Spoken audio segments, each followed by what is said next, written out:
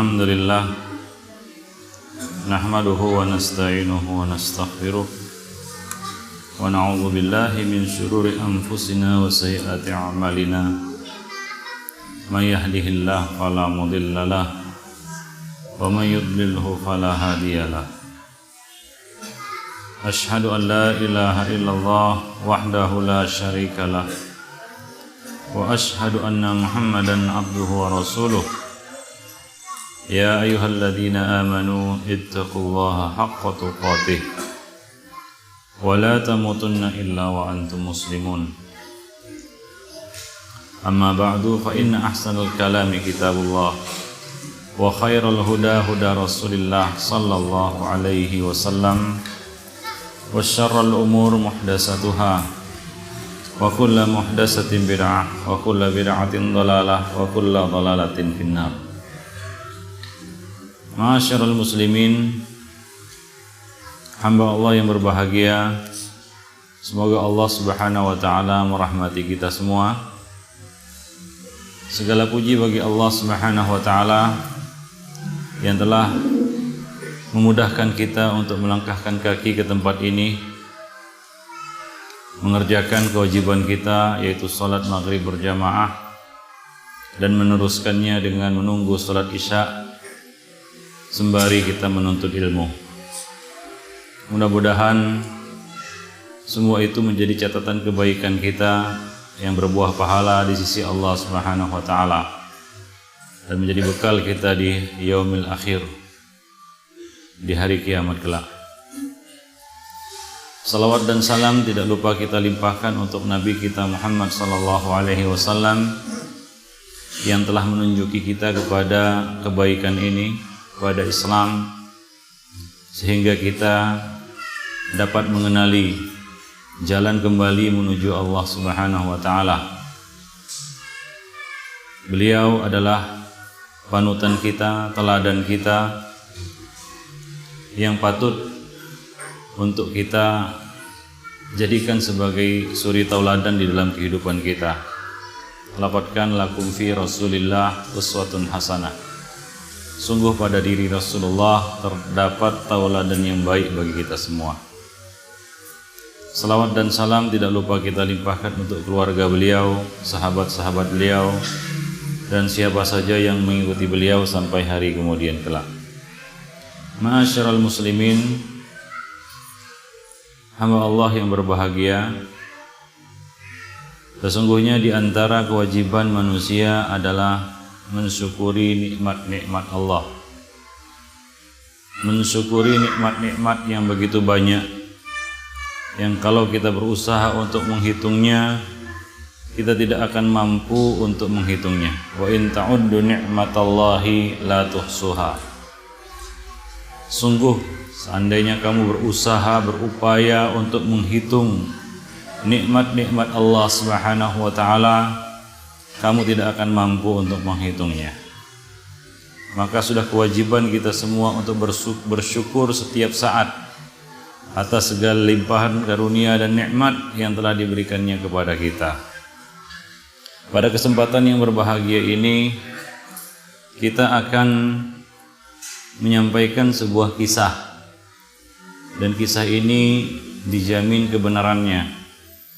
Bukan kisah mengada-ngada, karena kisah ini berlandaskan riwayat yang sahih, diriwayatkan oleh Abu Hurairah dari Rasulullah sallallahu alaihi wasallam dan dikeluarkan oleh dua imam yang sudah kita kenal, yaitu Al-Imamul Bukhari dan Muslim di dalam sahih mereka berdua.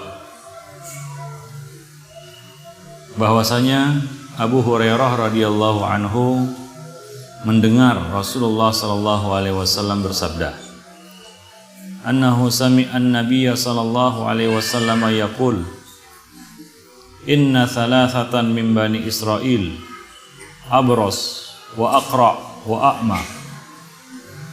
Sungguhnya dahulu kala ada 3 orang dari kalangan Bani Israel. Seorang itu terkena penyakit sopa, penyakit kusta, hingga belang-belang kulitnya, warna kulitnya belang-belang. ia terkena penyakit sopa, penyakit kusta, hingga rusak kulitnya. Yang satu Aqra, terkena penyakit pada kepalanya hingga gugur rambutnya menjadi botak, nggak ada rambut pada kepalanya. Dia terkena penyakit pada kepala sehingga botak, gugur seluruh rambutnya, tidak tumbuh rambutnya. Dan yang satu lagi a'ma, buta. Ini kisah 3 orang Bani Israel.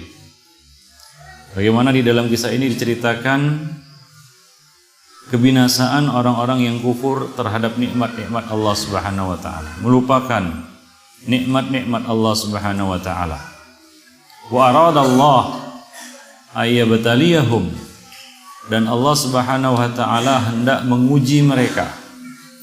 Allah hendak memberikan ujian kepada ketiga orang ini, yaitu diuji dengan nikmat. Nikmat kadangkala merupakan ujian dari Allah Subhanahu wa taala. Dan banyak orang-orang yang gagal ketika diuji dengan nikmat, yang mana dia berhasil melewati ujian-ujian berupa bala dan musibah, ya, berupa bala dan musibah. Nah, ketiga orang ini diuji dengan harta, diuji dengan kenikmatan, diuji dengan karunia dari Allah Subhanahu wa taala.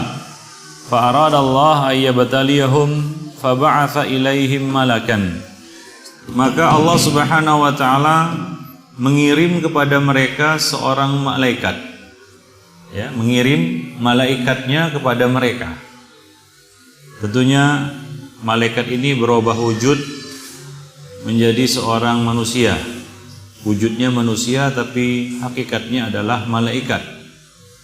Fa'atal abros, orang yang pertama kali didatangi adalah orang yang terkena penyakit sopa, penyakit kusta, yang rusak warna kulitnya, yang rusak kulitnya karena terkena penyakit kusta. Faqal, malaikat itu berkata kepadanya, ayyu syai'in ahabbu ilaik, apa yang paling engkau sukai? Perkara apa yang paling engkau sukai?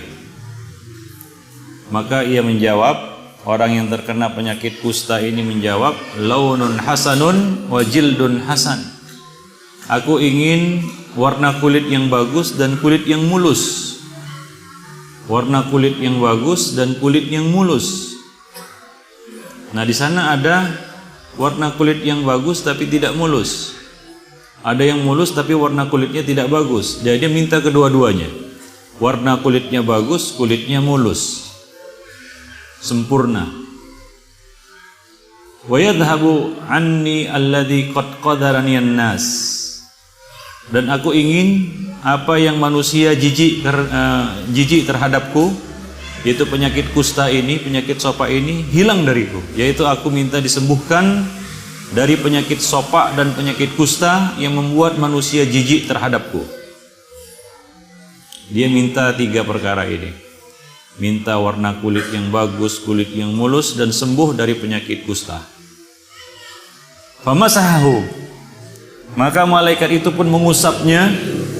Fadhahaba anhu, maka hilanglah darinya qadaruhu, penyakitnya, sembuh penyakitnya. Sembuh dia dari penyakit kusta. Wa u'tiya launan hasanan wa jildan hasanan, maka dia pun diberi warna kulit yang bagus dan kulit yang mulus. Faqal, lalu malaikat itu bertanya lagi setelah dia sembuh dan diberi kulit yang mulus, warna kulit yang bagus, fa ayyul mali ahabbu ilaik, harta apakah yang paling kamu sukai? Harta apa yang paling kamu cintai, yang paling kamu sukai dan paling kamu inginkan? Maka dia mengatakan, dia menjawab, al-ibil, unta. Aku kepingin punya unta. Ya, fa'u'tiya naqatan usyara, maka dia pun diberi seekor unta betina yang sedang bunting, ya, yang bunting, mengandung. Faqal, maka malaikat itu pun mendoakannya, barakallahu laka fiha, semoga Allah Subhanahu wa taala memberkatimu pada hartamu ini. Allah Subhanahu wa taala memberkatimu pada hartamu ini. Jadi dia dapat doa malaikat keberkahan pada hartanya. Keberkahan pada hartanya. Nah, ini laki-laki yang pertama. Orang yang terkena penyakit sopak dan kusta tadi. Dia sembuh dari penyakitnya dan berganti dengan sesuatu yang lebih bagus daripada sebelumnya. Yang sebelumnya kulitnya ya mungkin ya belang-belang ya. Orang yang terkena penyakit kusta itu belang-belang, hitam putih begitu, jelek. Seperti zebra. Itu hilang semuanya, berganti dengan kulit yang mulus, warna kulit yang bagus. Dan bahkan lebih dari itu, Allah Subhanahu wa taala menitipkan kepadanya harta, ya berupa seekor unta betina yang sedang bunting. Itu yang pertama. Kemudian fa'ata al-aqra. Malaikat ini pun mendatangi orang yang gundul ataupun botak tadi, yang terkena sakit pada kepalanya hingga tidak tumbuh sehelai rambut pun pada kepalanya, botak licin. Faqal, malaikat itu bertanya, ayyu syai'in ahabbu ilaik? Perkara apa yang paling kamu sukai, yang paling kamu inginkan, yang paling kamu idam-idamkan sekarang ini? Maka ia pun menjawab, sya'run hasanun. Aku ingin rambut yang bagus, wa yadhhabu anni alladhi qad qadarani an-nasu. Dan aku ingin agar penyakitku ini disembuhkan, yang mana manusia jijik dan menjauh dariku, yaitu kepalaku botak enggak tumbuh rambut. Famasahahu fa dhahaba anhu wa utiya sya'ran hasanan. Maka malaikat itu pun mengusap kepalanya, maka hilanglah penyakitnya, sembuhlah dia dari penyakitnya.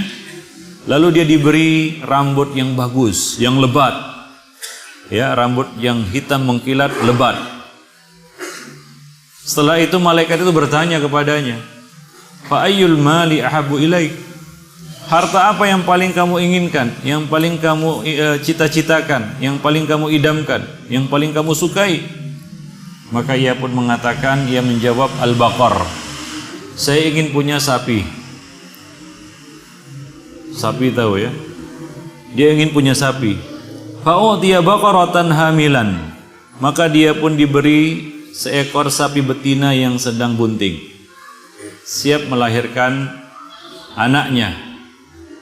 Wa qala barakallahu laka fiha. Dan malaikat itu pun mendoakannya dengan mengatakan, semoga Allah memberkatimu pada hartamu ini. Malaikat mendoakan keberkahan pada hartanya. Setelah itu malaikat ini pun mendatangi orang yang ketiga. Orang ketiga adalah orang yang buta, ya, sakit matanya dan dia tidak dapat melihat. Artinya dia seorang yang a'ma, buta. Fa'atal a'ma. Malaikat itu pun mendatangi orang yang buta itu. Faqal, malaikat itu bertanya kepada orang buta ini, ayyu syai'in ahabbu ilaik?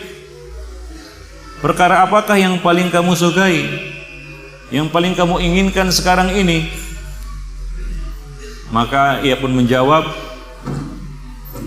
ayyaruddallahu ilayya basari fa ubsirun nasa. Aku ingin Allah Subhanahu wa taala mengembalikan penglihatanku hingga aku dapat melihat manusia. Famasahahu faraddallahu ilaihi basarahu.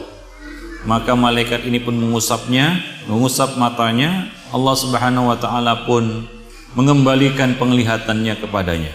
Dia pun dapat melihat kembali. Lalu malaikat itu bertanya kepadanya, ayyul mali ahabbu ilaik? Harta apakah yang paling kamu sukai? Maka lelaki buta ini atau mantan orang buta ini menjawab, al-ghanam, aku ingin kambing.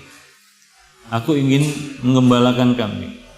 Fa'utiya, maka ia pun diberi syatan walidan, seekor kambing yang bunting juga siap melahirkan anaknya. Demikianlah nasib tiga orang ini yang dulunya mereka itu sengsara, menderita, ya, kena sakit dan tidak punya harta. Yang satu sakit kusta, yang satu sakit kepalanya hingga gundul rambutnya, yang satu lagi ya buta, penyakit-penyakit yang membuat manusia lari dari mereka dan menghindar dari mereka. bahkan jijik terhadap mereka. Ya, lebih dari itu mereka adalah orang yang fakir, miskin, tidak punya harta. Lalu Allah Subhanahu wa taala merubah nasib ketiga orang ini. Malaikat datang kepada mereka, tapi ini ujian dari Allah Subhanahu wa taala. Ya. Ini semacam istidraj. Allah Subhanahu wa taala ingin menguji mereka dengan kenikmatan. Ujian berupa kenikmatan itu adalah istidraj. Allah Subhanahu wa taala ingin menguji mereka, ya, dengan harta-harta tersebut, dengan kelapangan dan kenikmatan hidup yang Allah berikan setelah sebelumnya mereka adalah orang-orang yang menderita dan sengsara. Apakah mereka termasuk orang yang bersyukur atau orang yang kufur kepada nikmat-nikmat Allah, lupa terhadap Allah Subhanahu wa taala, lupa diri, lupa daratan. Namun sebelum kita lanjutkan kisah ini, ada satu perbedaan antara ketiga orang ini dari jawaban yang mereka berikan kepada malaikat tersebut. Apa perbedaannya? Coba perhatikan perkataan orang buta tadi. Dia tidak meminta kecuali dikembalikan penglihatannya. Dia tidak minta mata yang indah, penglihatan yang tajam. Dia cuma minta penglihatannya dikembalikan hingga dia dapat melihat manusia. Itu saja. Ya, lam yas'al illa basaran yubsiru bihin nas faqat. Dia hanya minta, ya, si buta ini hanya minta dikembalikan penglihatannya supaya dia dapat melihat. Dia tidak, ya, meminta yang macam-macam. Dia tidak minta mata yang bagus, yang indah, yang bulat, ya, bola mata yang biru mungkin. Dia tidak minta itu. Dia cuma ingin dikembalikan penglihatannya. Adapun orang yang sakit kusta dan orang yang botak tadi, ya, maka mereka keduanya tamanna syai'an akbar minal hajah. Mereka berangan-angan sesuatu yang lebih daripada kebutuhan. Ya, minta disembuhkan dari penyakit kusta lalu diganti dengan kulit yang bagus, ya, kulit yang mulus, warna kulit yang bagus. Sementara, ya, orang yang botak tadi mengatakan apa? Ya, dia ingin mendapatkan rambut yang bagus, sya'ran hasanan. Nah, demikian. Akbar wa akthar minal hajah. Permintaan mereka ini melebihi daripada keperluan, melebihi daripada kebutuhan mereka. Ya, nah demikian. Nah, ini menunjukkan, ya, nanti akan nampak, ya, perbedaan nasib dari ketiga orang ini. Ya, orang yang buta tadi menunjukkan kezuhudannya. Ya, orang yang buta tadi menunjukkan kezuhudannya. Dia tidak rakus terhadap dunia, walaupun dia tahu bahwasanya, ya, dia akan mendapatkan kesembuhan, dikembalikan penglihatannya. Namun dia tidak minta lebih sekedar daripada dapat melihat kembali. Itu saja. Ya, jadi ini menunjukkan kepada kita bahwa hendaknya kita menjadi orang yang zuhud tidak terhadap dunia. Ya, jangan menjadi orang yang rakus. Ya, diberi badan minta kepala. Ya, diberi, ya, sedikit minta banyak. Ya, seperti yang disabdakan oleh Nabi sallallahu alaihi wasallam. Ya, seorang Bani Adam yang diberi satu lembah emas, dia mengejar dan mencari lembah emas yang kedua, ketiga, dan seterusnya. Nah, demikian. Kita lanjutkan kisahnya. Abu Hurairah mengatakan, fa anta jahadani wa wallada hada.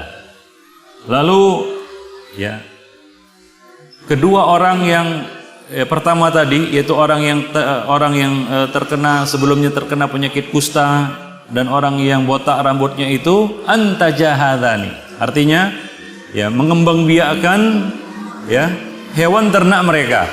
Mereka menangani sendiri, ya. Antaja itu dari kata, ya, maknanya adalah tawalla nitajaha. An-natij sama seperti al-qabilah, yaitu, ya, seperti bidan, ya, bidan yang membantu kelahiran bayi. Itu dikatakan al-qabilah. Nah, ini an-natij itu pada binatang. Artinya dia menangani sendiri, pengembangbiakan hewan-hewan ternaknya tanpa dibantu oleh orang lain. Artinya dia yang mengembangkan sendiri hartanya hingga melimpah ruah. Ya, lahir satu, kemudian lahir berikutnya, lahir kita katakan onta-onta yang lainnya, sehingga ontanya menjadi banyak, sehingga sapinya menjadi banyak. Wa wallada hadza. Dan yang buta tadi pun ya mengembangbiakkan sendiri ya kambingnya. Dia yang menangani sendiri kelahiran ya kambing betinanya hingga menjadi banyak. Demikian. Artinya yang diinginkan di sini adalah bahwa keduanya mengembangbiakkan harta mereka sendiri. Ya bekerja dengan tangan mereka sendiri hingga harta mereka menjadi melimpah ruah ya dengan kerja keras mereka sendiri. Nah, di sini kadang-kadang datang ujian. Seseorang ketika mendapatkan nikmat dari Allah dengan usaha kerja kerasnya, ya, lalu ketika Allah Subhanahu wa taala memintanya, ya, artinya ada orang yang meminta hartanya untuk bersedekah agar dia bersedekah, dia mengatakan ini hasil kerja kerasku. Ini hasil keringatku. Ya, aku bebas menahan ataupun memberi. Nah, sebagian orang kadang-kadang lupa daratan karena dia merasa bahwasanya rezeki yang ada di tangannya itu adalah hasil keringatnya, hasil kerja kerasnya. Dia merasa tidak ada di sana saham orang lain pada hartanya. Ya, dia merasa tidak ada saham orang lain pada hartanya karena dia merasa semua itu adalah hasil kerja kerasnya. Dia yang peras keringat, banting tulang, pergi pagi pulang petang untuk mendapatkan harta tersebut. Seperti ketiga orang ini, ya, pemilik sapi mengembangbiakkan sapinya sendiri, dia mengembangkan hartanya sendiri. Demikian juga, ya, orang yang memiliki kambing ini, dia mengembangkan hartanya sendiri. Kadang-kadang seorang itu lupa daratan, ya, karena melihat bahwasanya itu adalah hasil kerja kerasnya, maka dia menganggap orang lain tidak punya hak sama sekali pada hartanya. Padahal Allah Subhanahu wa taala mengatakan, wa fi amwalihim haqqun lis-sa'ili wal mahrum. Pada harta mereka terdapat hak bagi orang yang meminta maupun orang yang tidak meminta. Pada harta kita itu ada hak orang lain. Kita mendapatkan harta itu, ya, itu melalui orang lain. Ada saham orang lain di situ. Orang-orang yang di sekitar kita, ya, orang-orang yang di sekitar kita. Ya, jadi ada saham orang lain di situ. Ya, ada saham orang lain di situ. Ada hak orang lain di situ. Ya, jadi tidak ada satu orang pun yang ada di sini, ya, atau siapapun yang rezekinya itu langsung turun dari langit tanpa melalui orang lain. Pasti ada di sana saham orang lain dan jasa orang lain hingga harta itu sampai ke tangan kita. Hanya saja kadang-kadang kita tidak menyadarinya. Ya, kadang-kadang kita tidak menyadarinya. Ya, karena begitu gembira kita mendapatkan harta tersebut hingga kita lupa prosesnya. Bagaimana harta itu bisa sampai ke kantong kita? Ya, bisa singgah di saku kita. Kadang-kadang kita lupa itu. Hingga kita merasa ketika sudah sampai ke kantong kita, ke saku kita, kita mendekapnya erat-erat seolah-olah takut harta itu ataupun ya rezeki itu berpindah ke tangan orang lain. Padahal pasti harus berpindah ke tangan orang lain. Nah, demikian. Kita kembali kepada kisah ini. Fakana li hadza wadin minal ibil wa li hadza wadin minal baqar wa li hadza wadin minal ghanam. Maka orang yang pertama tadi yang punya sapi itu memiliki sebuah lembah yang penuh dengan unta. Si pemilik sapi tadi memiliki satu lembah yang penuh dengan sapi. Dan si pemilik kambing tadi memiliki satu lembah yang penuh dengan kambing. Jadi harta mereka melimpah ruah. Yang punya unta memiliki satu lembah penuh dengan unta-unta. Padahal ya awalnya dia cuma punya satu unta. Demikian juga yang punya sapi dan punya kambing. Ya, ada satu faedah di sini, ikhwani fiddin azanillah jami'an. Faedah ya, yaitu apa? Satu usaha kalau ditangani sendiri dan diseriusi maka bisa berkembang biak. Ya, bisa berhasil seperti ketiga orang ini. Bisa di dalam hadis disebutkan fa'antaja wa wallada. Maksudnya adalah mereka menangani sendiri kelahiran ya hewan-hewan ternak mereka, unta mereka, sapi mereka, kambing mereka. Seperti bidan yang membantu kelahiran seorang bayi. Nah, demikianlah mereka menangani sendiri harta mereka, mengembangbiakkan ya hewan-hewan ternak mereka hingga mereka menjadi sukses dan memiliki kambing-kambing yang banyak, unta-unta yang banyak dan sapi-sapi yang banyak sekali. Ya, hingga dikatakan di sini satu lembah yang penuh dengan sapi, penuh dengan unta, dan penuh dengan kambing. Nah, demikian ya ikhwani fiddin. A'azzani Allah wa iyyakum jami'an. Tsumma innahu atal abras. Nah, kemudian setelah mereka berhasil dan sukses, ya menjadi peternak yang sukses, memiliki harta yang melimpah ruah, ya, dan ya terhindar dan selamat sehat dari segala macam penyakit, ya, malaikat ini kembali datang kepada mereka bertiga, tapi dalam bentuk yang lain. Ya, thumma innahu atal abras fi suratihi wa hayatihi faqala rajulun miskin. Kemudian malaikat ini mendatangi orang yang dulunya terkena penyakit kusta dan penyakit sopak, ya, dalam bentuk dan kondisinya, ya, yaitu apa? Dalam kondisi seorang laki-laki miskin, ya, seorang laki-laki fakir yang tidak punya harta, miskin papa, datang kepadanya minta sedekah. Nah, ini ujian dari Allah Subhanahu wa taala kepada ketiganya. Setelah mereka sukses, Allah Subhanahu wa taala ingin menguji mereka. Ya, maka datanglah malaikat tadi dalam bentuk seorang laki-laki miskin, ya, dan membutuhkan pertolongan, ya, miskin dan dalam kondisi membutuhkan pertolongan. Faqal, malaikat itu mengatakan, rajulun miskin, aku ini adalah seorang laki-laki miskin. Qadin qata'at biyal hibal, ya, aku telah kehabisan bekal perjalanan. In qata'at biyal hibal, artinya aku adalah musafir kelana yang telah terputus dan telah habis segala bekalku, tidak punya bekal. Fi safari, di dalam perjalananku ini. Fala balagha li al-yawma illa billahi tsumma bika. Dan tidak ada yang dapat menolongku untuk melanjutkan perjalananku ini, ya pada hari ini kecuali, ya, atas bantuan Allah kemudian bantuanmu.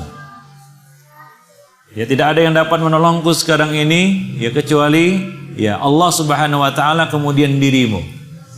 Aku tidak dapat melanjutkan perjalananku ini. Aku seorang laki-laki miskin yang terputus, yang kehabisan bekal di perjalanan. Nah, demikian. Jadi betul-betul, ya, laki-laki ini datang dalam kondisi dia memang sangat membutuhkan pertolongan ini. Kemudian dia mengatakan, as'aluka billadzi a'taka al-lawan al-hasan wal jild al-hasan wal mala ba'iran atabalaghu bihi fi safari. Aku meminta kepadamu, aku mohon kepadamu bantuan, ya, dengan, ya, ini adalah satu, kita katakan, perkara yang sangat agung apabila seseorang minta kepada kita dengan menyebut asma Allah, ya, maka kita hendaknya memberi apabila kita mampu memberi, ya. Ada orang datang kepada kita dan meminta, ya, dengan menyebut asma Allah, maka kita kalau mampu maka kita memberi, ya, dan kalau tidak mampu maka kita, ya, menolaknya dengan cara yang ma'ruf atau mohon maaf, ya. Qaulun ma'rufun wa maghfiratun khairun min shadaqati yatba'uha adha. Jangan kita tolak. Nah, demikian. As'aluka billadzi a'taka al-lawn al-hasan. Aku meminta kepadamu melalui ataupun dengan Allah, ataupun melalui Allah Subhanahu wa taala, dengan Allah Subhanahu wa taala yang telah memberimu warna kulit yang bagus, kulit yang mulus, dan harta berupa unta. Agar aku dapat melanjutkan perjalananku ini, atabalaghu bihi fi safari. Agar aku dapat melanjutkan perjalananku ini, aku mohon kepadamu demi Allah, ya, dengan Allah Subhanahu wa taala yang telah memberimu kenikmatan-kenikmatan ini, ya, agar aku dapat melanjutkan perjalananku. Maka apa jawaban orang yang dulunya menderita sengsara, terkena penyakit kusta, ya, tidak punya harta, miskin, lalu Allah Subhanahu wa taala mengangkat derajatnya, ya, memberikan harta dan kelebihan kepadanya, memberikan kesembuhan kepadanya. Dia menjawab dengan sombongnya, al-huququ katsira. Masih banyak hak-hak yang harus aku keluarkan. Ya, jadi dia menolak untuk memberi orang ini. Dia mengatakan al-huququ katsira. Banyak sekali kewajiban-kewajiban, banyak sekali hal-hal yang aku harus keluarkan. Urusan-urusan yang harus aku selesaikan.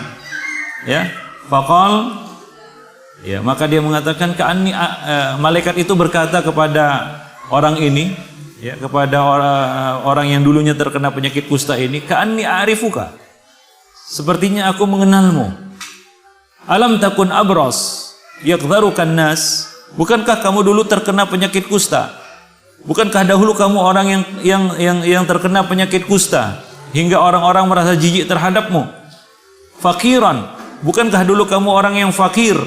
Fa'atakallah, lalu Allah Subhanahu wa taala memberikan kepadamu harta. Maka dia pun mengatakan, faqal, orang yang terkena penyakit kusta ini mengatakan, dia mengatakan, innama waristu hadzal mal kabiran an kabir. Ya, sesungguhnya aku mendapatkan harta ini adalah warisan dari orang tuaku, warisan dari nenek moyangku, dari bapak-bapakku. Ya, ini harta aku dapatkan dari mereka, warisan ayahku. Faqal, maka malaikat itu pun mengatakan, in kunta kadziban fasayyarakallahu ila ma kunta. Jika engkau dusta, niscaya semoga Allah Subhanahu wa taala mengembalikan dirimu kepada keadaan semula.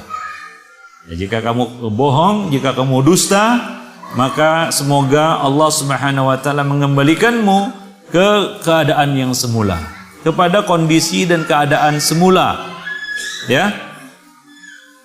Nah, kemudian fa'atal aqra fi suratihi wa hayatihi. Ya, kemudian malaikat ini mendatangi orang yang terkena penyakit pada kepalanya hingga gundul dan botak. Ya, dan dia mengatakan seperti yang dikatakannya ya kepada laki-laki yang pertama, ya, laki-laki yang terkena penyakit kusta tadi. Ya, dia adalah seorang yang miskin, ya, terputus dari perjalanannya, kekurangan bekal untuk melanjutkan perjalanan, ya. Dan dia minta bantuan kepada laki-laki ini, ya, agar membantunya agar dapat melanjutkan perjalanannya. Ya, wa radda alaihi misla ma radda hadza. Akan tapi dia mengatakan seperti yang dikatakan oleh ya orang yang pertama tadi, yaitu dia mengatakan al-huququ katsirah, masih banyak keperluanku. Ya. Masih banyak keperluanku. Aku harus mengeluarkan ini untuk ini dan itu. Ya.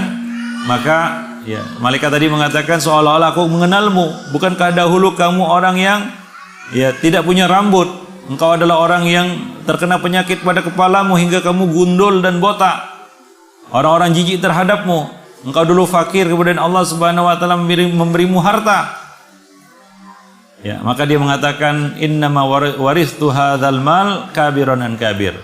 Aku mendapatkan harta ini adalah dari warisan ya bapak-bapakku ataupun ayahku. Maka dia pun malaikat ini pun berkata, in kunta kadziban fasayyarakallahu ila ma kunta. Jika engkau bohong, engkau dusta, niscaya Allah Subhanahu wa taala akan mengembalikan keadaanmu seperti semula. Ya, nah demikian. Maka Allah Subhanahu wa taala pun ya mengembalikan keadaan mereka seperti sedia kala. Nah, kemudian ya malaikat ini mendatangi orang yang ketiga, yaitu orang yang terkena orang yang buta matanya. Ya, orang yang buta matanya. Wa atal a'ma fi suratihi wa hayatihi. Kemudian malaikat ini pun mendatangi orang yang buta tadi dalam bentuk dan keadaan laki-laki yang miskin. Faqal, dia mengatakan rajulun miskin wa ibnu sabil in qata'at biyal hibal fi safari. Aku adalah laki-laki miskin, ibnu sabil, yang telah kehabisan bekal untuk melanjutkan perjalananku. Fala balagha liyal yawma illa billahi thumma bika. Tidak ada yang dapat membantuku hari ini pada saat ini kecuali Allah Subhanahu wa taala kemudian dirimu. Ya. Allah Subhanahu wa taala kemudian dirimu. As'aluka billadzi radda 'alaika basarak syatan ataballagu biha fi safari. Aku minta kepadamu dengan menyebut nama Allah, dengan nama Allah Subhanahu wa taala yang telah mengembalikan penglihatanmu. Seekor sapi, seekor kambing agar aku dapat melanjutkan perjalananku. Faqal, maka ia pun mengatakan, qad kuntu a'ma. Dulu aku adalah orang yang buta. Faraddallahu ilayya basari. Kemudian Allah Subhanahu wa taala mengembalikan penglihatanku. Fakhuz ma syi'ta wa da' ma syi'ta. Silakan ambil apa yang kamu mau, tinggalkan apa yang kamu suka. Wallahi ma ajhaduka al-yawma bi syai'in akhadtahu lillah. Demi Allah, aku tidak akan menuntut kembaliannya. Aku tidak akan menuntut kembali. Aku tidak meminta kembali apa yang engkau ambil karena Allah pada hari ini. Jadi dia persilakan ya, laki-laki miskin ini yang itu merupakan malaikat ya, yang menjelma dalam bentuk ya, dalam wujud seorang laki-laki yang miskin. Ya, dia berkata, demi Allah, ma ajhaduka al-yawma bi syai'in akhadtahu lillah. Aku tidak meminta kembali apa yang telah engkau ambil karena untuk Allah Subhanahu wa taala, karena Allah Subhanahu wa taala. Maka malaikat ini pun berkata kepadanya, amsik malak. Ya. Jagalah hartamu, tahanlah hartamu. Ya, simpanlah hartamu. Fa innama ubtalitum. Sesungguhnya ya, kamu mendapat ujian dari Allah Subhanahu wa taala. Kamu diuji oleh Allah Subhanahu wa taala dengan harta. Faqad radiyallahu anka wa sakhita ala sahibaik. Sungguh Allah Subhanahu wa taala telah ridha kepadamu dan murka kepada dua orang temanmu yang sebelumnya, yaitu orang yang terkena penyakit kusta dan orang yang terkena ya penyakit pada kepalanya. Ya, mana Allah Subhanahu wa taala mengembalikan keadaan mereka seperti sedia kala, seperti semula. Ya, kembali terkena penyakit kusta, ya, dan kemudian dicabut dan diambil seluruh harta yang telah sebelumnya Allah berikan kepada mereka. Itu kembali kepada keadaan seperti semula, seperti sedia kala. Kedua laki-laki yang pertama dan kedua tadi. Nah, demikianlah. Ada satu faedah yang dapat kita petik dari kisah yang sangat berharga ini. Ini pengalaman tiga orang yang diuji oleh Allah Subhanahu wa taala dengan harta, ya, dengan kenikmatan dan kelapangan hidup. Harta dan kelapangan hidup ini sangat-sangat berharga bagi mereka. Mengapa demikian? Karena sebelumnya keadaan mereka adalah sebaliknya. Ya. Seperti seorang yang dulunya miskin. Ya, kalau kita dulu misalnya seorang yang miskin tidak punya harta, tiba-tiba Allah Subhanahu wa taala memberikan harta yang melimpah kepada kita. Tentu saja harta ini sangat istimewa bagi kita. Ya, sangat istimewa bagi kita. Apabila keadaan kita sebelumnya adalah misalnya miskin ataupun fakir. Demikian pula sehat. Sehat itu adalah sangat berharga. Apalagi bagi orang-orang yang sebelumnya terkena sakit. Seorang yang terkena sakit kanker misalnya, tumor ataupun penyakit-penyakit ganas lainnya, atau penyakit-penyakit yang membuat orang lari darinya. Kemudian Allah Subhanahu wa taala memberikan kesembuhan dan kesehatan. Sehat baginya adalah sesuatu yang sangat-sangat berharga dan bernilai. Demikian pula orang miskin yang diberi harta. Harta adalah perkara yang sangat-sangat bernilai baginya. Hanya saja kadang-kadang ya, kita tidak mampu untuk membedakan dan tidak dapat kita memilih apa yang terbaik untuk kita.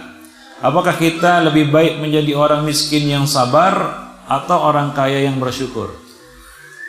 Nah, ini kadang-kadang susah untuk ya kita pilih. Ini adalah pilihan yang memang sangat sukar untuk kita tentukan bagi diri kita. Ada kadang-kadang orang itu tidak sabar ataupun tidak lulus apabila diberi ujian dengan kenikmatan, dengan harta. Yang mana kalau diuji dengan kemiskinan dia lulus, ya, dia berhasil ya, apabila diuji dengan kemiskinan. Tapi begitu diuji dengan kekayaan dia gagal. Sebaliknya pula ada orang yang gagal diuji dengan kemiskinan, diuji dengan kekayaan dia berhasil. Ya, maka ya kita hendaknya meminta kepada Allah yang terbaik bagi kita. Rabbana atina fid dunya hasanah wa fil akhirati hasanah wa qina adzabannar. Ya Allah, berilah kami kebaikan di dunia, kebaikan di akhirat.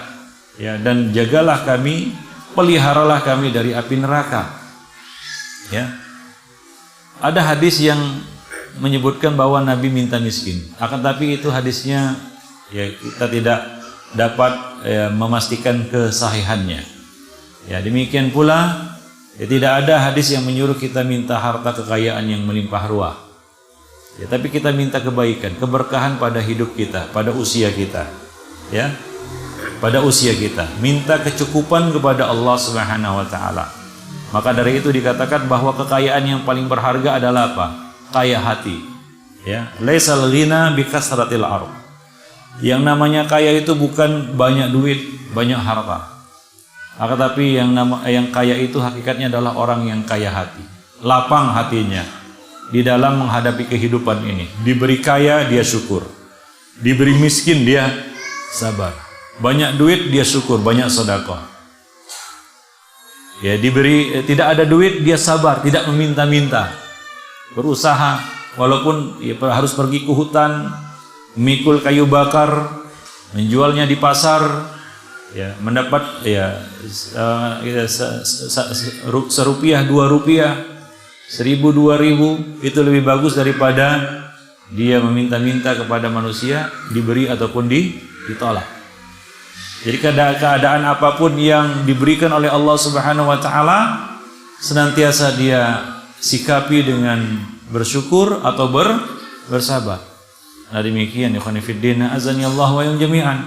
Ya ada kadang-kadang orang itu rakus dia. Dia minta kaya, doanya selalu apa? Minta kaya, ya Allah kayakanlah diriku, ya Allah jadikanlah aku orang kaya. Benar-benar Allah Subhanahu wa taala jadikan dia orang kaya. Ya. Jadi Allah jadikan, Allah beri dia kekayaan. Ya, tapi kekayaan itu justru membuat dia lupa diri. Ya, kekayaan itu membuat dia lupa diri, tidak bersyukur kepada Allah Subhanahu wa taala, lupa kewajiban-kewajibannya. Ya, maklumlah kaya mendadak kan begitu ya, nggak tahu dia di sana ada zakat. Selama ini kan dia nerima zakat, ya tiba dia wajib zakat dia nggak ngerti. Nah demikian ikhwan fillah azani Allah jami'an. Ya, nah kadang-kadang kita tidak mengerti apa yang terbaik untuk diri kita, maka seyogianya ya kita minta kebaikan, keberkahan pada diri kita, ya pada harta kita, pada usia kita. Yang namanya kaya itu bukanlah ya dinilai dengan banyaknya harta atau banyaknya materi, akan tapi kaya itu adalah kaya hati. Ya bagaimana kita dapat ya menerima qanaah, ya menerima apa yang Allah Subhanahu wa taala bagi dan Allah Subhanahu wa taala beri kepada kita. Ya, maka dikatakan oleh para ulama, ya, al-qanaatu kanzun la yanfad. Qanaah itu adalah kekayaan yang tidak akan habis. Tidak ada habis-habisnya qanaah itu. Menerima apa yang Allah Subhanahu wa taala berikan kepada kita. Ya diberi harta yang banyak, dititipi oleh Allah Subhanahu wa taala, diamanahi Allah Subhanahu wa taala harta yang banyak, maka kita apa? Kita gunakan itu untuk ketaatan, kita gunakan itu untuk kebaikan, untuk membantu saudara-saudara yang memerlukan bantuan, ya. Kita sedekahkan sebahagian dari harta yang Allah Subhanahu wa taala berikan itu ya kepada orang-orang yang membutuhkan, fakir miskin ataupun karib kerabat yang memerlukan bantuan.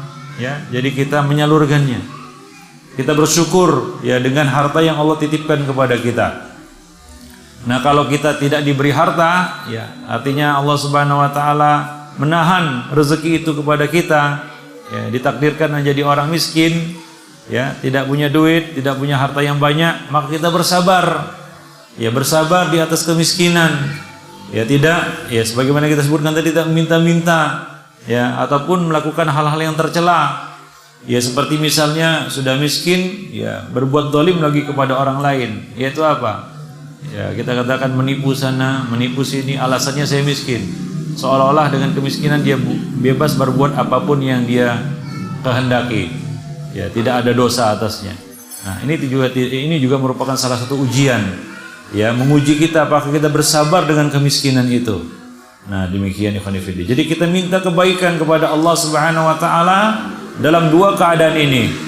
Baik dalam keadaan kita ya diberi kekayaan maupun kita diuji dengan kemiskinan. Demikian juga kesehatan. Allah Subhanahu wa taala memberikan kesehatan kepada kita. Ini adalah kelebihan yang Allah Subhanahu wa taala berikan kepada kita. Kesehatan itu adalah mahkota yang ada di kepala orang yang sehat, yang hanya dapat dilihat oleh orang-orang yang sakit. Orang yang sakitlah yang dapat melihat bagaimana besarnya anugerah kesehatan. Kalau kita yang sehat ini, kita tidak merasa sehat itu adalah suatu kekayaan.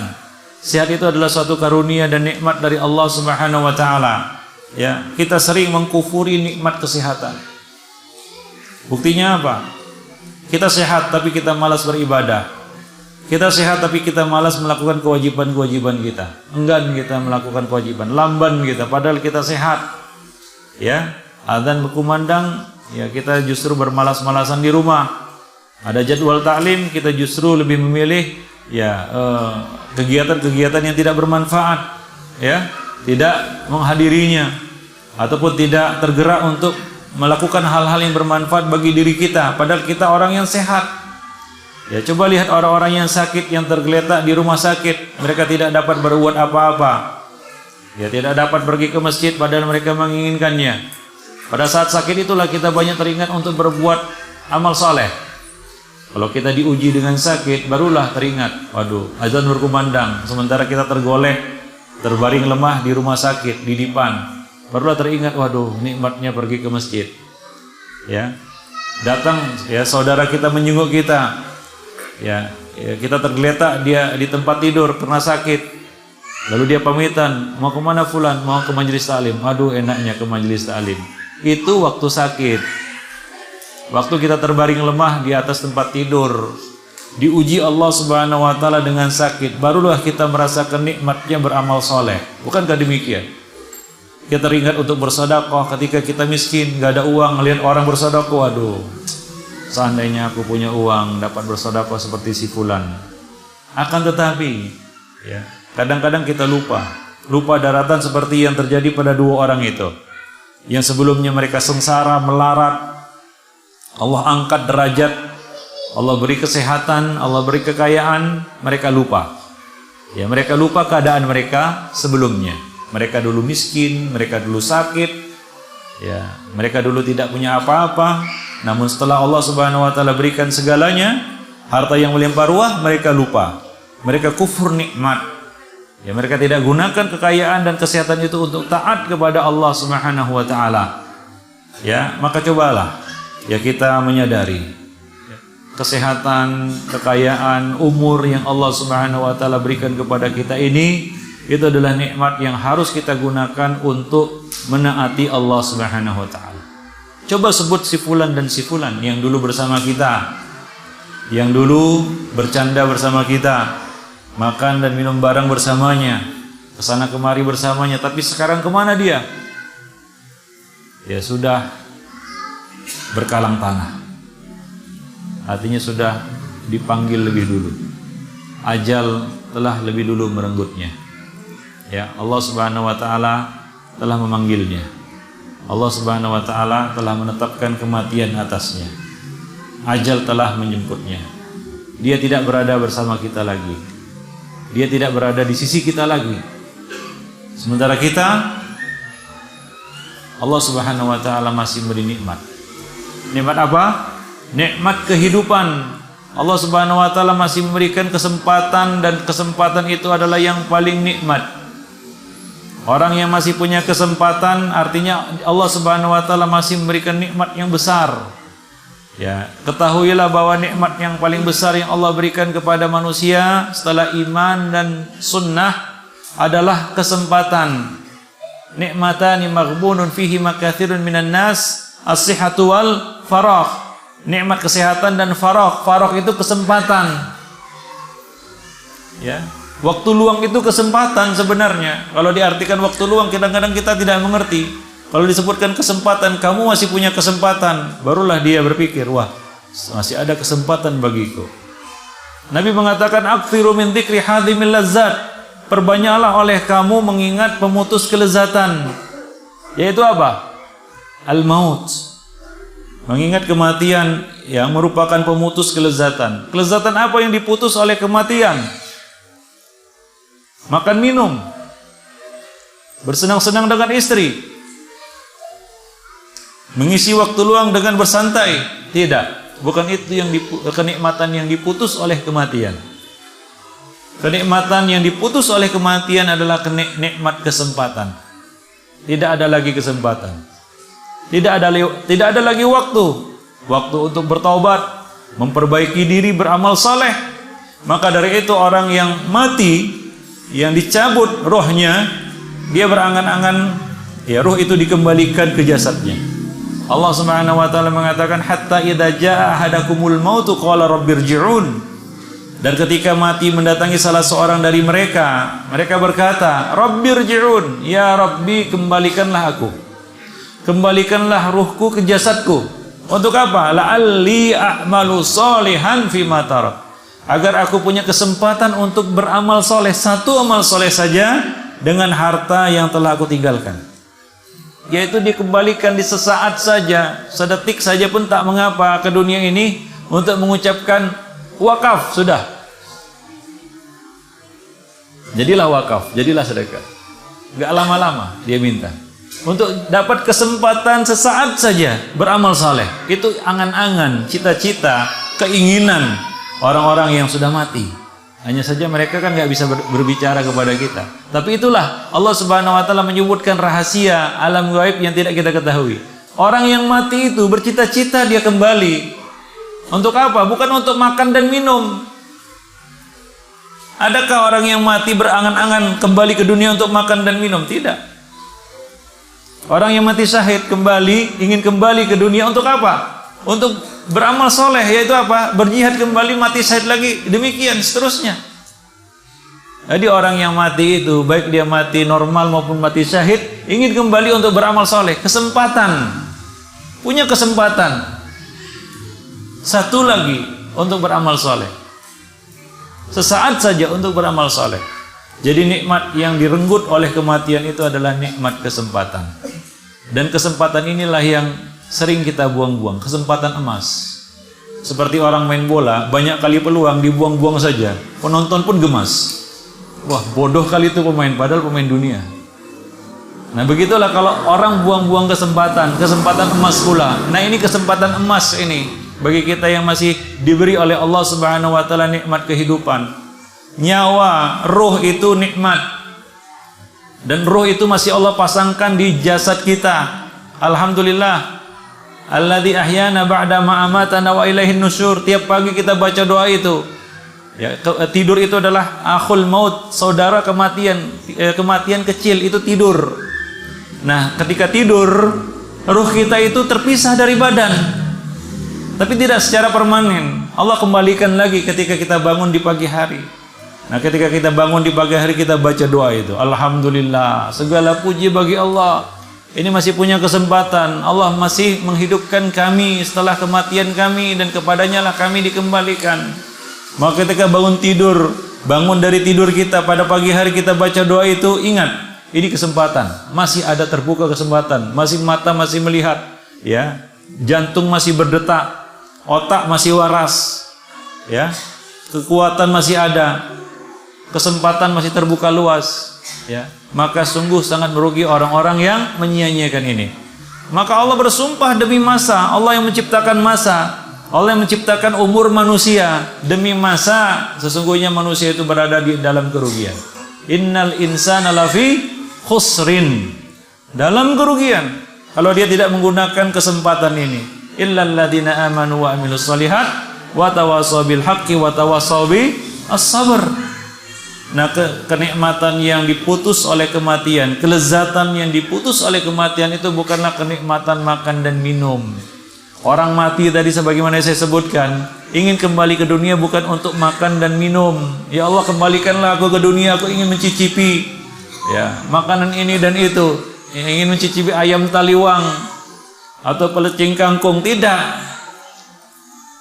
Atau rendang Padang, atau mie Aceh, tidak. Tidak berharap untuk makan dan minum, dan tidak berharap juga untuk kembali bertemu dengan istrinya, secantik apapun istrinya. Ketika orang itu mati, tidak berangan-angan kembali ke dunia untuk bertemu istrinya, bercanda dengan istrinya, secantik apapun istri yang kita miliki, walaupun secantik Barbie.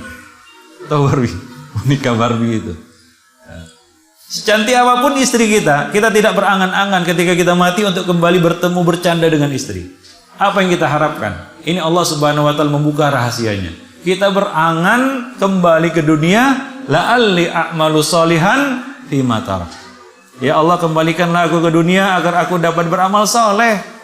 Beramal soleh walaupun sesaat dengan harta yang aku tinggalkan. Itu yang kita angan-angankan ketika nyawa kita sudah cabut oleh Allah Subhanahu wa taala. Nah, demikian ikhwan fillah azani Allah jami'an. Ya, karena dengan kesempatan ini kita masih dapat untuk memperbaiki diri. Ini kelezatan yang diputus oleh kematian. Kalau kita ingin tahu ya berapa besar nikmat kesempatan itu, tanya kepada orang yang sudah divonis hidupnya tinggal beberapa jam lagi, beberapa hari lagi. Tanya kepadanya, apakah ada nikmat hidup ini? Nggak ada lagi. Misalnya kita divonis mati, besok akan dieksekusi. Besok akan dieksekusi jam 10 pagi besok.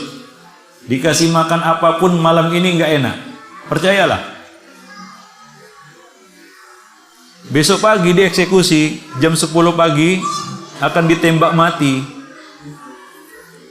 Gitu tank jam 10 pagi tar, ya eksekutor pun menembak kita mati atau menggantung kita mati. Ya. Pukul 8 malam ini kita diberi yang enak-enak, semua yang enak-enak. Terasa enaknya? Enggak. Udah teringat besok pagi sudah mati ini. Mati, udah habis kesempatan. Padahal kesempatan tinggal beberapa jam lagi itu ya. Itu pun sudah habis semuanya. Nah, inilah betapa besar nikmat kesempatan yang Allah Subhanahu wa taala berikan kepada kita. Dan itulah salah satu rahasia Allah merahasiakan, salah satu hikmah Allah Subhanahu wa taala merahasiakan ajal kepada manusia. Agar manusia itu merasa terus punya kesempatan. Ya, terus bercita-cita, ya, terus memiliki motivasi, ya, bahwa masih ada ya kesempatan baginya untuk memperbaiki diri, untuk bertaubat, untuk beramal soleh, ya, untuk ya berbuat yang terbaik ya di dalam hidupnya ini. Karena kita tidak tahu ikhwan fiddin, kita tidak tahu dengan amal apa kita masuk surga, ya, dengan amal apa Allah ridho kepada kita dan Allah Subhanahu wa taala masukkan kita ke dalam surga dengan amal tersebut. Ingat, kita masuk surga bukan dengan membelinya dengan amal ibadah kita. Tidak ada satu orang pun yang masuk surga dengan membelinya dengan amal ibadahnya. Seberapa banyak pun ibadah yang dimilikinya, sampai ibadah Nabi sekalipun tidak mampu untuk membeli surga Allah Subhanahu wa taala. Apalagi amal kita.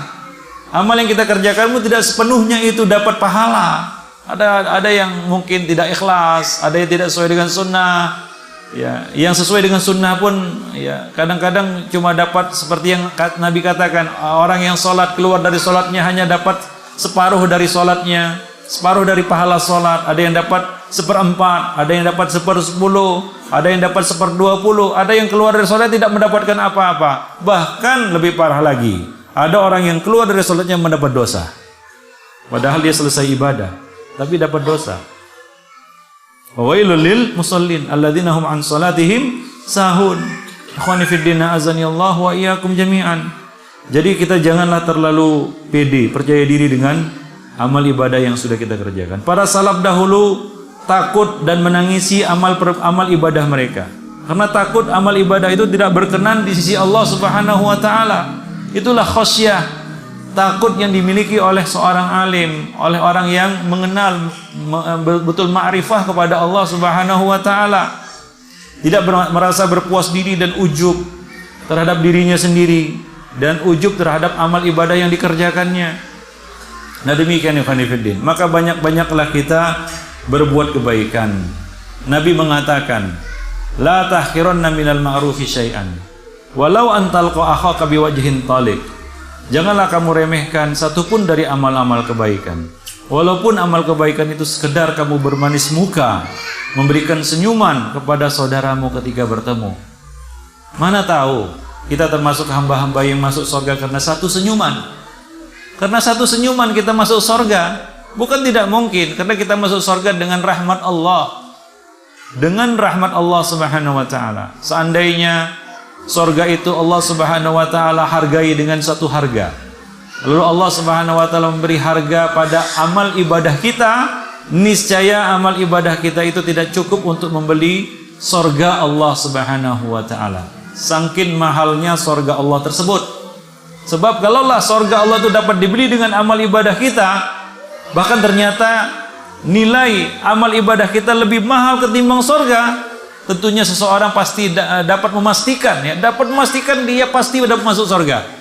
Dia pasti membeli surga ini. Mau tidak mau dia harus masuk surga. Kenapa? Karena amal ibadahnya sudah cukup untuk membeli surga Allah Subhanahu wa taala. Mungkin punya kembalian lagi dia. Ternyata surga harganya 1 miliar. Amalnya dihargai 2 miliar. Dia masuk surga punya kembalian lagi. Tapi tidak demikian ya khonifuddin. Ma'asyiral muslimin rahimani wa rahimakumullah jami'an. Surga Allah itu tidak akan terbeli dengan amal ibadah kita. Tidak akan terbeli. Ya, maka janganlah kita merasa hebat dengan amal yang sudah kita kerjakan. Hendaknya kita terus, ya, seperti yang dilakukan oleh para ulama salaf, terus khasyah, terus takut, senantiasa takut kepada Allah Subhanahu wa taala. Bukan hanya sekedar takut tidak beramal, tapi takut ya setelah beramal. Ya, khawatir sekiranya amal itu ya tidak berkenan di sisi Allah, tidak ada nilainya di sisi Allah Subhanahu wa taala. Nah demikian. Jadi kita masuk surga dengan rahmat Allah Subhanahu wa ta'ala. Maka banyak-banyaklah berbuat kebaikan. Janganlah kita meremehkan satu kebaikan sedikit pun. Nah di sana ada orang-orang yang tidak mau beramal kalau amalnya tidak besar, kalau tidak wah, gaungnya tidak tidak besar, maka dia tidak mau beramal. Bersedekah kalau tidak besar, dia tidak mau bersedekah. Karena ini salah. Nabi mengatakan ittaqun nar walau bisyikki tamrah. Ya, jagalah dirimu dari api neraka walaupun dengan bersedekah separuh buah kurma. Buah kurma dibelah dua, disedekahkan separuhnya. Mudah-mudahan itu dapat menjagamu dari api neraka. Bukankah di sana ada orang yang masuk surga gara-gara menyingkirkan ya satu batang pohon atau sebatang kayu dari pinggir jalan? Hanya dengan menyingkirkan sebatang kayu dari pinggir jalan dia masuk surga. Nabi mengatakan inilah ra'aitu rajulan yataqallabu fil jannah fi syajaratin qata'aha min dhahri tariq. Sungguh aku melihat, kata Nabi. Nah, Nabi ini as-sadiqul masduq, la yantiqu anil hawa in huwa illa wahyu yuha. Sungguh aku melihat seorang laki-laki yang mondar-mandir keliling-keliling di dalam surga. Surga itu tingkatan. Ya, ada tingkatan-tingkatan di dalam surga. Yang paling tinggi surga Firdaus. Nah, orang ini keliling-keliling, yataqallabu fil jannah, keliling-keliling, naik turun kemana-mana dia. Wah, hebat sekali ini. Kenapa? Nabi mengatakan fi syajaratin qata'aha min dhahri tariq. Ya karena jasanya, amalnya sederhana. Apa itu? Dia menyingkirkan gangguan sebatang kayu yang melintang di tengah jalan. Dia singkirkan. Kebaikan. Dengan itu Allah ridho. Allah memberikan rahmat kepadanya. Allah meridhoinya. Ya mungkin niatnya begitu tulus. Allahu a'lam bishawab. Ya dengan apa yang ada di dalam hati manusia. Alaihissallahu bi'alam bima fi suduril alamin. Bukankah Allah lebih tahu apa yang tersembunyi di dalam hati manusia? Mungkin ini orang ini ikhlas dia melakukannya. Ya. Dia ikhlas melakukannya. Dia lakukan kebaikan itu semata-mata mengharapkan wajah Allah Subhanahu wa taala. Allah ridho kepadanya dan Allah masukkan ia ke dalam surga. Surga itu memang milik Allah Subhanahu wa taala. Dia yang masukkan siapa yang dikehendakinya dan menahan ya, merintangi ya orang-orang dari surga itu, ya siapa saja yang dikehendakinya dari surga tersebut. Nah, demikian ya khonifuddin azanillah wa iyyakum jami'an. Ya, seorang laki-laki yang masuk surga gara-gara memberi minum seekor anjing yang kehausan, masuk surga dia. Ya dengan sebab-sebab yang mungkin orang menilai, wah itu kan amal yang sederhana, yang sangat remeh, ya kecil, mungkin tidak bernilai apa-apa dalam pandangan manusia. Itu dalam pandangan manusia.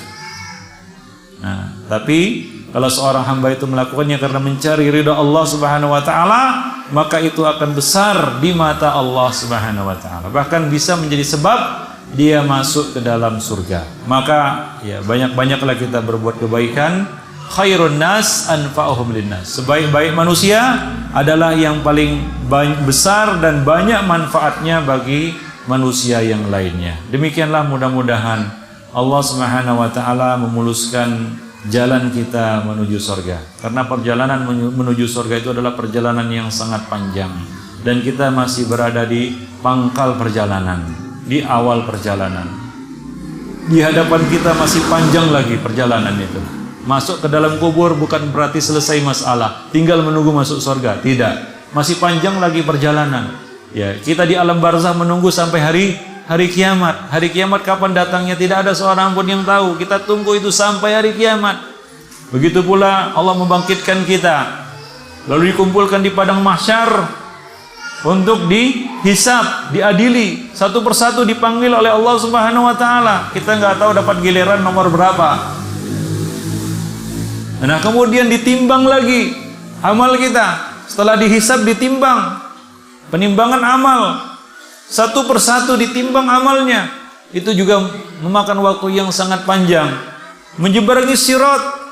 Menyeberangi sirat juga bukan jembatan yang terbentang di atas punggung neraka, itu bukanlah jembatan seperti yang kita lihat, yang dapat dilihat ujungnya, tidak. Sirat itu adalah jembatan yang sangat panjang, setajam pedang dan sehalus sutra. Orang-orang yang menyeberanginya juga bermacam-macam, ya kita katakan kecepatannya. Itu adalah jembatan yang sangat panjang dan dilalui dalam waktu yang sangat panjang pula. Sampai di ujung sirat, anggaplah kita tidak terjerembab masuk ke dalam jurang jahanam, waliyadzubillah. Mudah-mudahan Allah Subhanahu wa taala menyelamatkan kita semua menyeberang sirat. Sampai di ujung sirat, selesai masalah, langsung melenggang masuk surga? Tidak. Masih ditanya lagi tentang hutang, tentang kezaliman, tentang adakah kita punya pertengkaran dengan orang lain.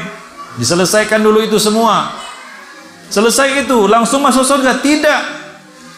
Dibeda-bedakan lagi manusia menurut status sosialnya di dunia. Ustadz, apa urusannya dengan status sosial di dunia? Ya, ada hubungannya. Ada hubungannya dengan status sosial kita di dunia. Orang-orang miskin akan dipersilakan lebih dulu masuk surga, ya, daripada orang-orang kaya. Jadi status sosial di dunia ini juga menentukan, ikhwani fiddin azanillahu wa iyyakum jami'an. Menentukan juga. Nanti orang-orang kaya minggir dulu, minggir. Orang miskin dulu. Bedanya berapa tahun? 500 tahun. Orang kaya lebih dulu masuk surga, lalu baru kemudian orang-orang miskin lebih dulu masuk surga, baru kemudian orang-orang kaya. 500 tahun bukan waktu yang sebentar. Kita aja 50 tahun hidup aja sudah bosan. Ya, bosan. Sudah kapan matinya, kan begitu ya? Nah, apalagi 500 tahun bedanya. Begitulah Allah Subhanahu wa taala Maha Adil. Ya, Maha Adil Allah Subhanahu wa taala. Mungkin orang miskin ini hidup sengsara dia, tapi sabar di atas ketaatan. 50 tahun hidup dia sengsara, tapi di akhirat nanti dia menang. Dia 500 tahun lebih dulu masuk surga daripada orang-orang kaya. Allah Maha Adil, ikhwani fiddin, a'azanillahu jami'an. Ya, mungkin kalau kita orang kaya kan enak, nikmat hidupnya, kan begitu ya. Orang miskin kan sengsara, mau tidur kepanasan, kan begitu ya. Ya, mau makan nggak punya duit, kan begitu. Kan seperti itu. Mau ini mau itu nggak ada uang. Ya, begitulah sengsara. Mungkin 50 tahun lah anggap di dunia ini sengsara, tapi menang nanti di akhirat 500 tahun daripada orang-orang kaya. Lebih dulu masuk ke dalam surga, baru kemudian menyusul orang-orang kaya. Nah, apa kata Imam Ahmad? Ya, seorang mukmin itu baru dia beristirahat, ya, baru selesai urusannya, selesai masalah ketika satu kakinya sudah menapak di surga. Selesailah urusan. Itulah dia tujuan. Ikhwani fiddin azanillahu wa jami'an. Nah, demikianlah mudah-mudahan Allah Subhanahu wa taala memudahkan perjalanan kita yang panjang menuju surga Allah Subhanahu wa taala. Demikian saja, mudah-mudahan ini ya bermanfaat bagi kita semua. Lebih dan kurang saya mohon maaf. Aqulu qouli hadza astaghfirullah li wa lakum lisairil muslimin innahu huwal ghafurur rahim. Alhamdulillah wassalatu wassalamu ala Rasulillah wa ala alihi wa ashabihi wa man tabi'ahum bi ihsan ila yaumiddin, amma ba'd. Di sini ada beberapa pertanyaan yang dapat kita jawab, akan kita jawab, karena Nabi mengatakan man su'ila an ilmin fakatamahu uljima bilijami minan nar yaumil qiyamah. Barang siapa yang ditanya tentang suatu ilmu lalu dia menyembunyikannya, maka dia akan diikat dengan tali kekang dari api neraka pada hari kiamat. Dan apa yang tidak tahu kita serahkan kepada Allah Subhanahu wa taala. Allahu a'lam bishawab, atau ditanyakan kepada yang mengetahuinya. Di dalam akidah yang sahih disebutkan bahwa segala amal saleh yang kita kerjakan tidak ada nilainya jika akidah seseorang tidak lurus. Apakah akidah yang benar bisa terlihat dari suatu amalan yang dilakukan oleh seseorang? Ya, tentunya syarat ya diterimanya amal adalah Islam. Ya, tidak akan diterima amal kebaikan apapun tanpa Islam. Ya. Aisyah pernah bertanya kepada Rasulullah, "Ya Rasulullah, adakah kebaikan-kebaikan yang telah dilakukan oleh Abdullah bin Jud'an bermanfaat baginya?" Abdullah bin Jud'an ini adalah orang yang dermawan, sangat memuliakan tamu. Apabila dia menjamu tamu, itu nampak dari periuknya yang besar, pasti menggelegak untuk menjamu tamu. Demikian kedermawanan dan kemuliaan Abdullah bin Jud'an. Aisyah bertanya, adakah bermanfaat bagi Abdullah bin Jud'an kebaikan-kebaikan yang telah dilakukannya? Nabi mengatakan tidak, karena dia tidak pernah mengatakan ya Rabbighfirli yauma yub'atsun, ya Allah ampunilah aku pada hari aku dibangkitkan. Yaitu dia tidak beriman kepada hari berbangkit. Artinya dia kafir. Dia belum muslim. Dia bukan seorang muslim. Maka Nabi mengatakan Ra'sul amri al-Islam. Kepala dari semua urusan itu adalah Islam. Ya, dengan Islam maka semua kebaikan kita ya akan bernilai di sisi Allah Subhanahu wa taala. Wala tamutunna illa wa antum muslimun. La in asyrakta la yahbatanna 'amaluk wa la takunanna minal khasirin. Jika kamu berbuat syirik ya, maka akan hapuslah seluruh amal ibadahmu dan kamu akan menjadi orang yang merugi. La in asyraku la habita anhum ma kanu ya'malun. Seandainya mereka berbuat syirik, maka hapuslah amal ibadah yang mereka kerjakan, amal kebaikan yang mereka kerjakan. Jadi dengan tauhid, dengan kalimat la ilaha illallah, ya kita melaksanakan syarat-syaratnya, ya kita melaksanakan rukun-rukunnya, dan kita menjauhi pembatal-pembatalnya, ya amal-amal ibadah, kebaikan-kebaikan yang kita kerjakan akan bernilai di sisi Allah Subhanahu wa taala. Kunci surga itu tauhid. Karena Nabi mengatakan la yadkhulul jannah illa nafsun muslimah. Tidak akan masuk surga kecuali jiwa yang muslimah, ai muwahhid. Jiwa yang muwahhid, mati bertemu Allah dengan membawa tauhid. Itulah keagungan dari tauhid. Tauhid membedakan antara nasib seseorang di akhirat nanti. Apakah dia termasuk orang yang beruntung atau orang yang buntung? Orang yang ya kita katakan binasa, celaka. Nah demikian, orang yang malang nasibnya di akhirat. Nah demikian ikhwan fillah, azani Allah wa iyyakum jami'an. Maka kita harus memperbaiki akidah kita. Ya, kita harus meluruskan akidah kita. Jangan sampai kita datang kepada Allah Subhanahu wa taala dengan membawa dosa syirik. Innahu may yusyrik billah faqad harramallahu alaihi jannah wa ma'wahu an-nar wa ma lidh-dhalimin min ansar. Sesungguhnya barang siapa yang berbuat syirik kepada Allah Subhanahu wa taala, maka Allah akan haramkan atasnya surga dan tempatnya adalah neraka, tidak ada penolong bagi orang-orang yang berbuat syirik. Ya. Maka ini adalah penghapus dan pembatal amal-amal kebaikan seseorang. Jadi katakan bahwa yang hapus itu bukan amal syiriknya saja, tapi seluruh amalannya. Orang yang berbuat syirik maka akan hapus seluruh amalnya. Ya. Kecuali dia bertaubat dari syirik ya, dengan taubatan nasuha ya, yang dia iringi dengan iman dan amal soleh, maka pahala dosa-dosa itu akan bisa dapat berubah kembali menjadi pahala-pahala jika dia benar-benar dan sungguh-sungguh taubatnya. Nah demikian. Tapi jika dia mati bertemu Allah Subhanahu wa taala dengan membawa dosa syiriknya itu, Allah Subhanahu wa taala tidak akan mengampuninya. Innallaha la yaghfiru ayyushraka bihi wa yaghfiru ma duna dzalika liman yasha. Allah tidak akan mengampuni dosa syirik, dan Allah mengampuni dosa-dosa di bawah itu. Duna dzalika, ya di bawah itu. Ini menunjukkan bahwa syirik adalah dosa yang paling besar. Selain itu adalah duna dzalika, di bawah syirik. Nah demikian bagi orang-orang yang Allah kehendaki. Nah demikian ikhwan fillah azanillahu wa iyyakum jami'an. Baik.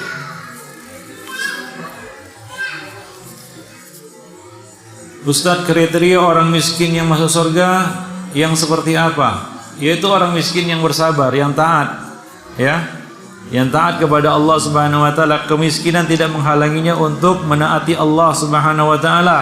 Nah di sana ada orang yang sangat apes nasibnya, sudah miskin kufur pula, sudah miskin maksiat pula, kan begitu ya? Sudah miskin, ya banyak pula melalaikan kewajiban-kewajibannya. Miskin nggak sholat. Coba lihat, miskin nggak puasa, sudah miskin nggak puasa. Coba bayangkan betapa kita katakan merugi dia, rugi, ya, malang nasibnya, ya, di dunia sebelum di akhirat, di dunia sebelum di akhirat, di dunia dia melarat, di akhirat jauh nanti lebih sengsara.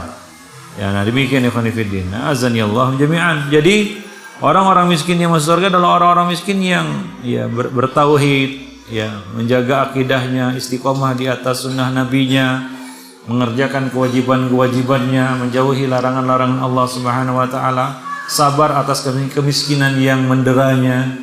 Nah, itulah orang-orang miskin yang masuk surga. Nah demikian. Apakah orang miskin selalu diidentikan dengan kurang makan? Dia salah satu tanda kemiskinan adalah kurang makan. Ya, wa naqsim minal anfusi wal minal anfusi wasamarat. Ya, dan diuji Allah Subhanahu Wa Taala memberikan ujian berupa apa? Kekurangan pada ya jiwa, ya harta dan buah-buahan. Kekurangan buah-buahan makanan itu adalah salah satu ujian, musibah dari Allah Subhanahu Wa Taala. Nah demikian.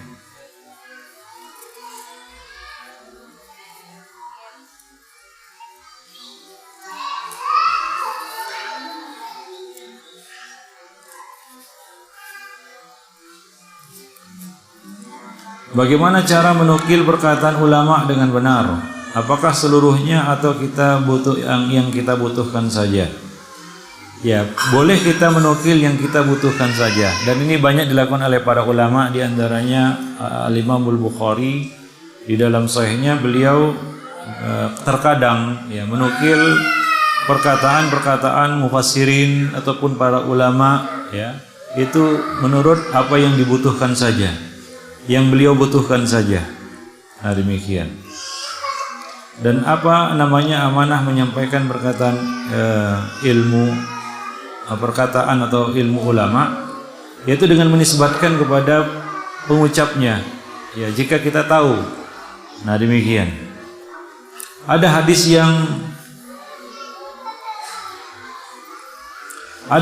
yang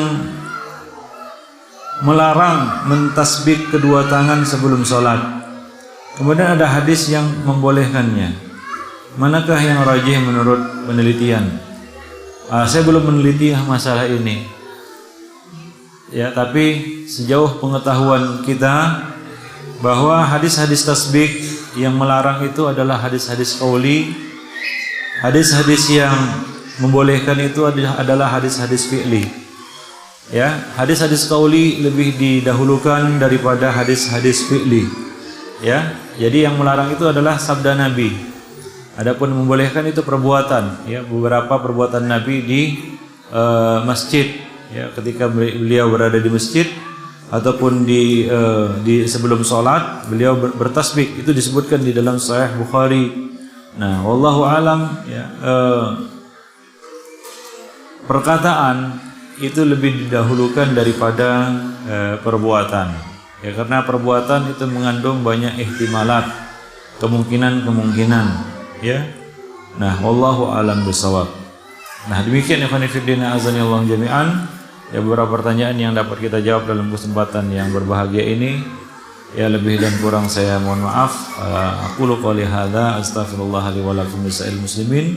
Wabillahi taufiq wal hidayah. Assalamualaikum warahmatullahi wabarakatuh.